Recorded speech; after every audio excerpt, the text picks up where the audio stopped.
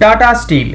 Tata steel India के अंदर number 1 steel company है और वर्ल्ड वाइड भी आप देखेंगे तो टाटा स्टील एक लीडिंग कंपनी के हिसाब से जाना जाता है। 26 से भी ज़्यादा कंट्रीज में इसका प्रोडक्ट सप्लाई होता है। तो आज इस वीडियो के अंदर हम लोग जानेंगे कि टाटा स्टील के ऊपर दिए गए एक टारगेट के बारे में और उसके पीछे के रीजन जानने की कोशिश करेंगे। उसी के साथ देख लेंगे टाटा स्टील का फाइनेंशियल हालत कैसा है और निवेश करने के लायक अभी दिखाई दे रहे हैं या नहीं दे रहे हैं। तो चलिए जान लेते हैं। तो अगर आप टारगेट के पीछे का रीजन आप डिटेल्स में पढ़ते हैं तो आपको पता चलेगा यहाँ पे मेनली 3 रीजन दिया गया है। सबसे पहला रीजन आपको दिखाई देगा कि चाइनीज मार्केट के अंदर जो सप्लाई है वहां पे डिक्लाइन देखते हुए मिल रहा है। तो बीते हुए 5 महीने के अंदर चाइनीज जो सप्लाई है वहां पे गिरावट होते हुए दिखाई दे रहा है। आपको पता होगा कि चाइनीज प्रोडक्ट के ऊपर कितना डिपेंडेंसी देखने को मिलता है वर्ल्ड मार्केट को, तो वहीं पे सप्लाई में इफेक्ट होगा। तो उसके कारण यहाँ पे इंडिया का जो कंपनीज है वहां पे डिमांड थोड़ा सा बढ़ते हुए दिखाई दे रहा है।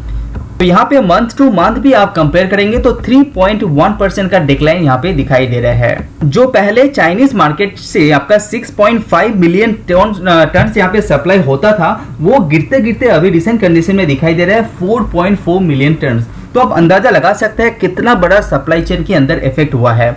उसी के चलते इंडियन जितना स्टील कंपनी है, स्पेशली कमोडिटीज कंपनी है, उसको बहुत ज्यादा फायदा मिल रहा है। तो उसके बाद यहाँ पे दूसरा रीजन जो दिया गया है वो दिया गया है कंपनी के अंदर सेल।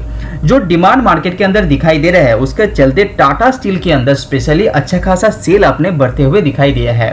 और कंपनी का यहाँ पे आईसीआईसीआई ब्रोकरेज फर्म का कहना है कि टाटा स्टील के अंदर ये जो आपका सेल का ऊपर इतना चढ़ाव दिखाई दे रहा है वो अभी मिड टर्म के अंदर भी आप देख पाएंगे, इवन शॉर्ट टर्म के अंदर भी।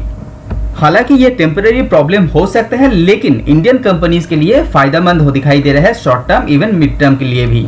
उसके बाद यहाँ पे जो तीसरा रीजन दिखाई दे रहा है वो दिखाई दे रहा है इंफ्रास्ट्रक्चर एंड ऑटोमोबाइल के अंदर आपका जो डिमांड है वो भी एक बूस्ट क्रिएट कर रहा है टाटा स्टील के ऊपर, क्योंकि इंडिया के अंदर एज वेल एज आपका वर्ल्ड मार्केट में भी आपका जो इंफ्रास्ट्रक्चर को लेके सीरियसनेस दिखाई दे रहा है और इंफ्रास्ट्रक्चर के ऊपर हर गवर्नमेंट बहुत ज्यादा पैसा इन्वेस्ट कर रहा है। तो स्पेशली इंडिया की बात करें तो 100 लाख करोड़ तक इन्वेस्ट करने वाला है इंडियन गवर्नमेंट 2050 तक। तो ये जो इंफ्रास्ट्रक्चर होगा तो स्टील कंपनीज को उसका फायदा जरूर मिलेगा। तो ये एक इनडायरेक्टली इवन डायरेक्टली कंपनीज को हेल्प कर रहा है। उसी के साथ ऑटोमोबाइल इंडस्ट्री के अंदर जो चेंजेस आ रहा है इलेक्ट्रिक व्हीकल्स के ऊपर रिलेटेड, तो वो चेंजेस भी स्टील कंपनीज को बहुत ज्यादा फायदा दे रहे हैं और ये शायद आगे भी कंटिन्यू हो सकता है। तो ये 3 मेन कारण बताते हुए आईसीआईसीआई सिक्योरिटीज का कहना है कि आप टाटा स्टील को बाय करके चल सकते हैं। 1400 का टारगेट यहाँ पे दिया गया है। लेकिन फिर से मैं आपको बता दूं कि ये रिसर्चर अपना रिसर्च आप खुद करते हैं, तो आपको भी आपका रिसर्च खुद करना चाहिए, उसके बाद ही आपको निवेश करना चाहिए। तो अगर आप टाटा स्टील को फाइनेंशियली भी देखेंगे तो रिसेंट कंडीशन में टाटा स्टील यहाँ पे सेल का अंदर अच्छा खासा बढ़ोतरी दिखाई दे रहा है। जैसे कि कुछ साल पहले भी कंपनी के अंदर 38 to 40,000 का एवरेज सेल हुआ करता था, वो बढ़ते हुए दिखाई दे रहा है। करीब करीब सितंबर 2021 में 60,000 करोड़। तो अच्छा खासा बढ़ोतरी सेल के अंदर कंपनी यहाँ पे दिखाया है। उसी के साथ आप नेट प्रॉफिट में भी ध्यान देंगे तो बहुत ही बढ़िया एक नेट प्रॉफिट में भी कमाते हुए कंपनी दिखाई दे रहा है। अगर आप मार्जिन के ऊपर नजर डालते हैं तो अच्छा खासा मार्जिन ग्रोथ भी कंपनी ने यहाँ पे दिखाया है बीते हुए कुछ क्वार्टर के अंदर ही, क्योंकि मार्केट के अंदर डिमांड बहुत ज्यादा है, इसीलिए यहाँ पे मार्जिन यहाँ पे थोड़ा सा इंप्रूव होते हुए कंपनीज के अंदर दिखाई दे रहा है।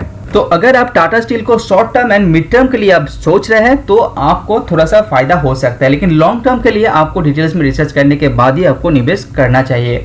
तो आज वीडियो में इतना ही। सी यू ऑन नेक्स्ट वीडियो। अगर आपको मेरा वीडियो पसंद आ रहा है तो लाइक एंड सब्सक्राइब कीजिए।